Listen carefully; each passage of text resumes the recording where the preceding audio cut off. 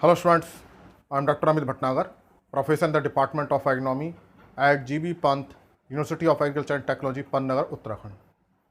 For optimum utilization of nitrogen, potassium fertilization is very important. And without potassium fertilizer or potassium element, nitrogen cannot be metabolized into protein. And the major function of nitrogen in the plant is the protein formation, and this protein is very important. If there is deficiency of potassium, then this protein formation is very poor and nitrogen is not properly metabolized. तो जो nitrogen है वो plant में उसका जो major काम है वो प्रोटीन बनाना है, और इस प्रोटीन को बनाने के लिए पोटेशियम का होना बहुत जरूरी है. That's why we have to use potassic fertilizer along with the nitrogenous fertilizer. इस कारण से हमको नाइट्रोजन फर्टिलाइजर जो भी हम यूज़ कर रहे हो, चाहे यूरिया करें, डीएपी करें, पोटेशिक फर्टिलाइजर को यूज़ करना चाहिए. एमओपी हम यूज़ कर सकते हैं, पोटेशियम सल्फेट हम यूज़ कर सकते हैं, या एनपीके फर्टिलाइजर जो आते हैं डिफरेंट ग्रेड्स के, दे कैन बी यूज्ड. मतलब कि नाइट्रोजन तब तक प्रॉपरली मेटाबलाइज नहीं होगी जब तक कि प्लांट में पोटेशियम नहीं होगा. So what is the reason that potassium is required for proper metabolism of nitrogen. Now the important function of nitrogen is the protein formation.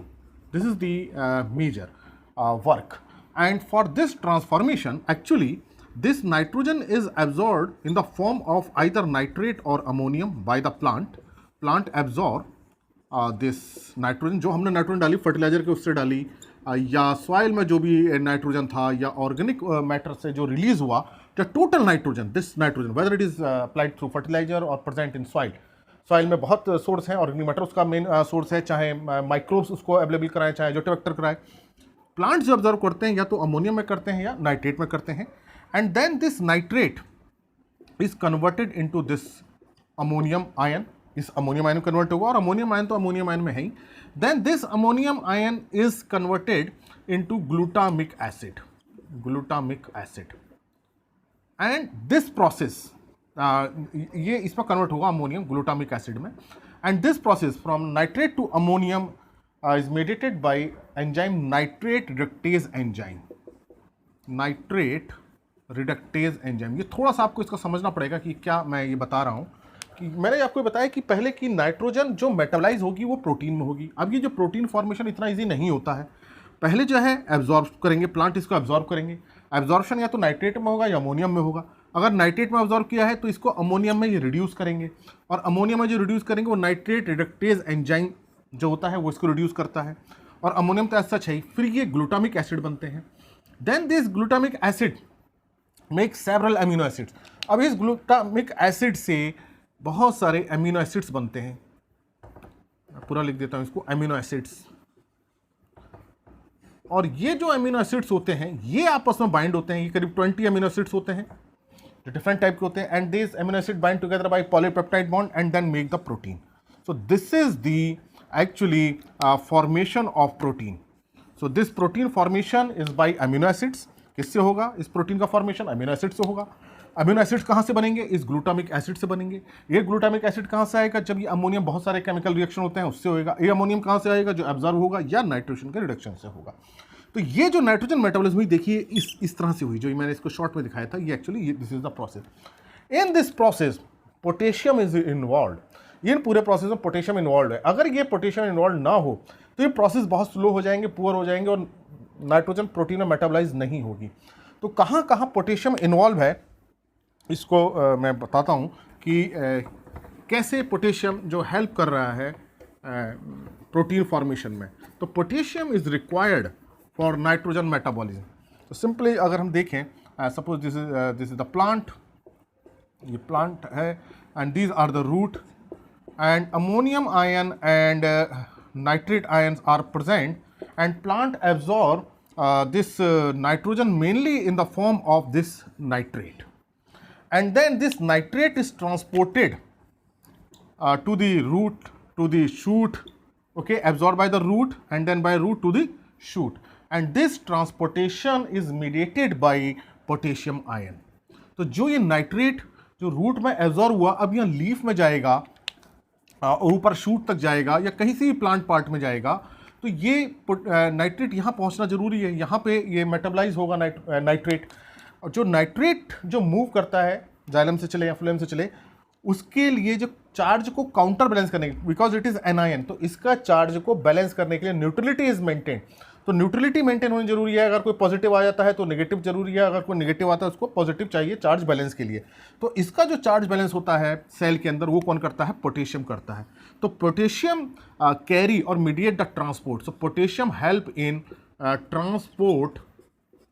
Transport of nitrate. तो ये देखिए पहला काम पोटेशियम का क्या हुआ, जो पहला वर्क हुआ पोटेशियम का, इसको रूट से लेके लीफ तक पहुंचाना। अगर मान लीजिए पोटेशियम की डेफिशिएंसी है तो क्या होगा, नाइट्रेट क्या है, रूट्स में रहेंगे, लीफ तक नहीं पहुंच पाएंगे, और यहाँ लीफ में जाके ये प्रोटीन वगैरह बनाएंगे। हालांकि रूट्स में बनता है लेकिन कम बनता है। तो जो बनेगा मेनली कहाँ बनेगा, वो लीफ में बनेगा, जहाँ चाहे क्लोरोप्लास्ट हो चाहे कुछ भी है, तब दूसरी फोटोसिंथेसिस प्रोसेस स्टार्ट होंगी। तो जो प्रोटीन फॉर्मेशन का होगा वो लीफ में होगा। अब रूट से नाइट्रेट को जाना है शूट में, तो जाइलम के थ्रू जाए या फ्लोएम के थ्रू जाए, तो ये इसको ले जाने का साथ में, चूंकि जब नाइट्रेट चलेगा तो नेगेटिविटी बढ़ेगी, तो उसको चार्ज बैलेंस करने के लिए पोटेशियम आयन होगा जो इसको ट्रांसपोर्ट इसके साथ करेगा। पोटेशियम क्या करता है, यहाँ तक पोटेशियम इसके साथ आएगा, and then potassium release this nitrate and then come back again towards root. अब जब ये पोटेशियम नीचे आता है तो जो मेलेट आयन बनते हैं, तो मेलेट आयन जो बनेंगे ड्यूरिंग फोटोसिंथेसिस, ये नेगेटिव होते हैं, नेगेटिव आयन, क्योंकि इसमें से हाइड्रोजन निकल जाता है, ये नेगेटिव है, ये एनायन है, मेलेट एनायन। अब मेलेट एनायन के साथ ये नीचे आ जाता है, और फिर पोटेशियम मेलेट को यहाँ छोड़ देता है, जो रूट में यूटिलाइज हो जाते हैं मेलेट आयन, और ये पोटेशियम फिर इसको पोटेशियम आयन मूव करने लगता है नाइट्रेट के साथ। So this is the process. तो number 1 help is transport of nitrate ion. Second is, जो मैंने आपको बताया था कि जो नाइट्रेट आयन जो रिड्यूस होते हैं इसमें अमोनियम आयन में with the help of nitrate reductase enzyme. तो यहाँ नाइट्रेट जो यहाँ, अब ये नाइट्रेट जो बन रहा है, जो भी नाइट्रेट बना, अब इस लीफ में जो ये जो प्रोसेस हो रहा है नाइट्रेट अमोनियम में जो बन रहा है, नाइट्रेट रिडक्टेज एंजाइम की हेल्प की वजह से हो रहा है। सो नाइट्रेट रिडक्टेज एंजाइम जो रिडक्शन कर रहा है नाइट्रेट का, that is nitrate reductase enzyme. Reductase वह है जो रिडक्शन करें, एज माने एंजाइम होता है, या एज है नाइट्रेट का जो रिडक्शन कर रहा है वो नाइट्रेट रिडक्टेज। तो for this enzyme potassium is required.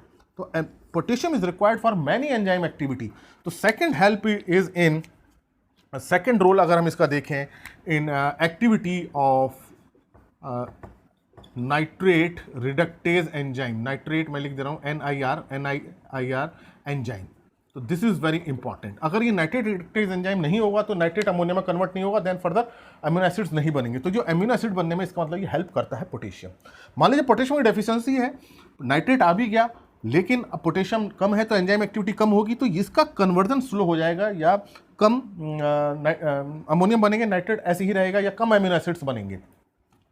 Third role जो है पोटेशियम का, अब ये देखिए यहाँ बन गए, यहाँ अमोनियम वगैरह बनने शुरू हुए, then many amino acids are form, then amino acids join together and then protein formation take place, and this actually this is the translation process in the protein formation. This RNA is converted into protein. और इसमें क्या होता है, जो tRNA होता है amino acids की binding करता है। tRNA helps in binding of amino acids. जो अमीनो एसिड्स जुड़ते हैं उसी से प्रोटीन बनती है, और इनको अमीनो एसिड्स जो जुड़ते हैं वो राइबोसोम पे जुड़ते हैं, ऑन राइबोसोम्स। तो अब ये जो प्रोसेस है, जो आरएनए से प्रोटीन बनना है, that process known as translation. पहले डीएनए से आरएनए बनता है, उसको ट्रांसक्रिप्शन कहते हैं, फिर आरएनए से प्रोटीन बनती है, उसको ट्रांसलेशन कहते हैं, और उसमें अमीनो एसिड्स जुड़ते हैं, उसको अमीनो एसिड्स को राइबोसोम पे टीआरएनए लेके आता है। इस प्रोसेस में भी पोटेशियम हेल्प करता है। So this is the reason that potassium is required for proper utilisation of nitrogen into protein. If there is a deficiency of potassium, अगर आप देखिए अगर पोटेशियम की डिफिशियंसी हो जाए तो ट्रांसपोर्ट भी कम होगा, नाइट्रेट यहीं पे रहेंगे, रूट में रहेंगे। दूसरा, नाइट्रेट अमोनियम में कन्वर्ट नहीं होंगे, अगर अमीनो एसिड्स बन भी गए, इसको रिडक्शन भी कर दिया, तो उनकी प्रॉपर बाइंडिंग नहीं होगी, प्रोटीन नहीं बनेंगे।